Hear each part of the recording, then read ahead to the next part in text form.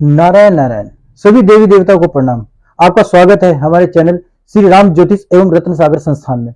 आज की वीडियो इसलिए बनाई जा रही है क्योंकि काफी क्लाइंट के मेरे पास फोन आ रहे हैं कि सर दिवाली किस दिन मनाई जाए और अमावस्या किस दिन मनाई चाहिए।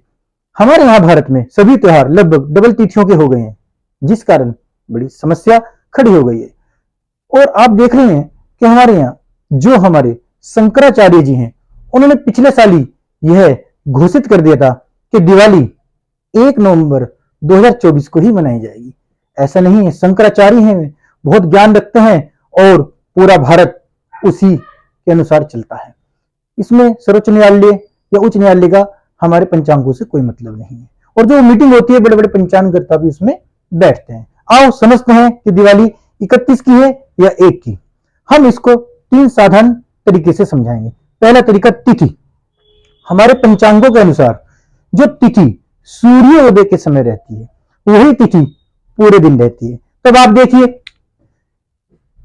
सूर्य उदय 31 अक्टूबर को जब हो रहा है तो उस दिन अमावस्या नहीं है, क्योंकि अमावस्या 3:53 पर आ रही है। तो इसका मतलब सुबह सूर्योदय के समय कौन सी तिथि थी? चतुर्दशी। तो आप देखिए, अमावस्या 3:53 पर आ रही है और 1 तारीख को शाम को 6:17 पर अमावस्या खत्म हो रही है। अगर हम तिथि की बात करें पंचांगों के अनुसार सामान्य नियम, तो आप 31 अक्टूबर को देखेंगे अमावस्या नहीं है, चतुर्दशी है और अमावस्या बैठेगी 1 नवंबर को। तो यह एक सामान्य नियम है। चलो हम इसको नहीं भी अगर मानते हैं, ये बिल्कुल सही है, तो हम दूसरा लॉजिक देखते हैं। हजारों वर्षों का इतिहास है कि हमारे यहां जो 96% दिवाली आती है वो दशहरे से 20 दिन बाद, करवा चौथ से 12 दिन बाद और अहोई से 8 दिन बाद आती है। तो आप देखिए, दशहरा 12 तारीख का था, करवा चौथ 20 तारीख का था, होली 24 तारीख की थी। तो 20 दिन बाद तो भी 1 तारीख बैठा और 12 दिन बाद तो भी 1 तारीख बैठा और 8 दिन बाद तो भी 1 तारीख बैठा। ये भी एक सामान्य बात है और हम इसको कोई पंचांग का अहम हिस्सा नहीं मान सकते। हम इसको भी काट देते हैं, जबकि दोनों चीज मान्य है। हम बात करते हैं ज्योतिषीय गणित की, जो कि आप लोगों को भी आना जरूरी है और समझना भी जरूरी है। ठीक है, ये ठेका हम जैसे ज्योतिषाचार्यों ने, हम जैसे पंचांगकर्ताओं ने और बहुत से पंडितों ने उठा रखा है, लेकिन इसका सामान्य ज्ञान होना भी परम आवश्यक है। और वही ज्ञान मैं आपको बता रहा हूं। हमारे भारत की स्त्रियां बड़ी कंफ्यूज रहती हैं कि प्रदोष काल कब से कब तक होता है। तो देखिए, प्रदोष काल के 3 नियम है और यदि हम सही जितने भी हमारे सिद्धांत बड़े बड़े धर्म सिंधु, निर्णय सिंधु, पंचांग सिंधु, उसमें प्रदोष काल अधिकतर नियम क्या है? 48 मिनट सूर्यास्त से पहले और 48 मिनट सूर्यास्त के बाद। एक नियम 2 घंटे वाला भी है और एक नियम 144 मिनट वाला भी है, लेकिन आप 48 मिनट वाला रखें क्योंकि वही अधिकतर हमारे हिंदू धर्म के बड़े बड़े पंचांगकर्ताओं ने और धर्म सिंधु, निर्णय सिंधु ने बताया। समझिए दिवाली कैसे बैठेगी। इसके लिए सिर्फ 2 चीज का ज्ञान जरूरी है, एक घटी और एक प्रदोष काल। तो प्रदोष काल के बारे में मैंने बता दिया, फिर भी आपको मैं बताने जा रहा हूं। देखिए आप, घटी क्या है? अंग्रेजी दिन में 24 घंटे होते हैं और हिंदी के हिसाब से 60 घटी होती है। इस हिसाब से एक घटी में 24 मिनट, एक घटी में 24 मिनट। बस आपको समझ में आ गया कि एक घटी में 24 मिनट होती है। दूसरा जानना जरूरी है कि प्रदोष काल क्या है। सूर्यास्त जब होता है उससे 48 मिनट पहले प्रदोष काल होता है और सूर्यास्त के 48 मिनट बाद प्रदोष काल होता है।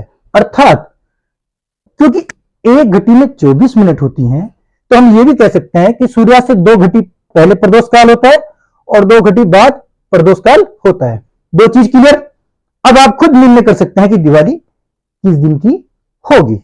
अब आप देखिए, 31 अक्टूबर को अमावस्या आई 3:53 पे। आप समझिए, अमावस्या आई 3:53 पर। तो इसका मतलब तिथि कौन सी थी? चतुर्दशी। क्यों? क्योंकि सूर्यास्त की तिथि ही ली जाती है।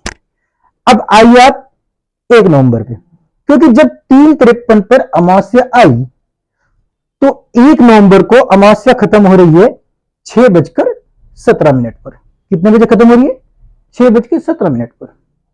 अब आप समझिए कि जब 31 अक्टूबर में आइए आप, लोग यहां पर दिवाली मना रहे हैं अमावस्या में। वो नियम है कि अमावस्या में दिवाली मनाएं, लेकिन ऐसा नहीं कि अमावस्या के समय में ही मनाए, तिथि माननी होती है। आप देखिए, अमावस्या 3 पर तिथि उस दिन चतुर्दशी है, अमावस्या रही रही शाम के समय में अमावस्या रही, प्रदोष काल में रही, हाँ दोनों प्रदोष काल में रही, क्योंकि जब अगले दिन वो 6:17 तक है तो दोनों प्रदोष काल में रही, क्योंकि प्रदोष काल में अमावस्या का रहना जरूरी है। यही दिवाली का नियम है कि अमावस्या प्रदोष काल में रहे। और यहां भी एक विकट समस्या ये आ गई है कि अमावस्या यहां भी है और यहां भी प्रदोष काल में आ रही है। देखिए यहां तो आ गई, अब यहां सूर्योदय कब हुआ, अमावस्या में रहा, क्योंकि अमावस्या आई थी तो अमावस्या में सूर्योदय होगा, तो तिथि भी अमावस्या रहेगी, तो यहां बेनिफिट मिल रहा है, अमावस्या है। नंबर 2, प्रदोष काल में रही, हाँ प्रदोष काल में रही। कैसे, हमारा सूर्य जब अस्त हो रहा है उससे 48 मिनट पहले और 48 मिनट बाद अमावस्या रही। कैसे रही, देखिए हमारा सूर्य अस्त हो रहा है 5:54 पर और अमावस्या रही 6:17 तक, यानी 1 तारीख को भी अमावस्या दोनों प्रदोष काल में रही। मेन पॉइंट यह है नील सिंधु और धर्म सिंधु का, कि यदि अमावस्या इधर भी आती है और इधर भी आती है और इधर लास्ट अंतिम वाले प्रदोष काल में 1 घटी रहती है, यानी 24 मिनट रहती है, तो आप देखिए यहां ये 43 मिनट है, यहां तो लगभग 2.25 मिनट के आसपास तक है। तो इसका नियम यह है धर्म सिंधु के अनुसार, नियम नंबर 1, यदि अमावस्या दोनों तिथि में आती है तो दूसरे दिन की अमावस्या में ही दिवाली मनाई जाएगी।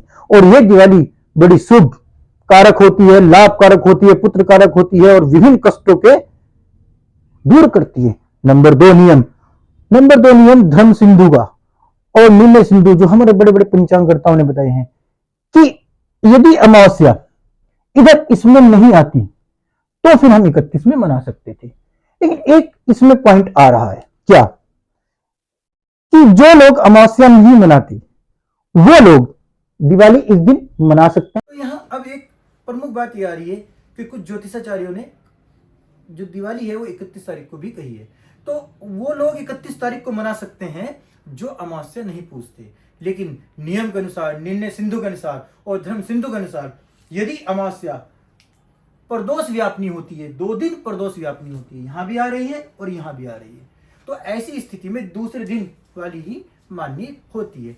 हाँ, एक बात मैं आपको बता रहा हूं, इस बार क्योंकि बहुत ही सीमांत समय पर यह अमावस्या आ रही है, तो भारत के कुछ ऐसे क्षेत्र हैं जहां पर यह समय 24 मिनट से कम का रहेगा, यानी जहां सूर्यास्त लेट हो रहा है, तो वहां पर 1 घटी वाला नियम नहीं लगेगा, 24 मिनट से कम रहेगा, तो वहां पर समस्या आती है। अन्यथा पूर्ण रूप से आप देखें, आपकी जो दिवाली है वो 1 तारीख में बैठ रही है, जो कि सुखदायक होगी, लाभदायक होगी और निसंदेह आप 1 तारीख को दीपावली मनाइए।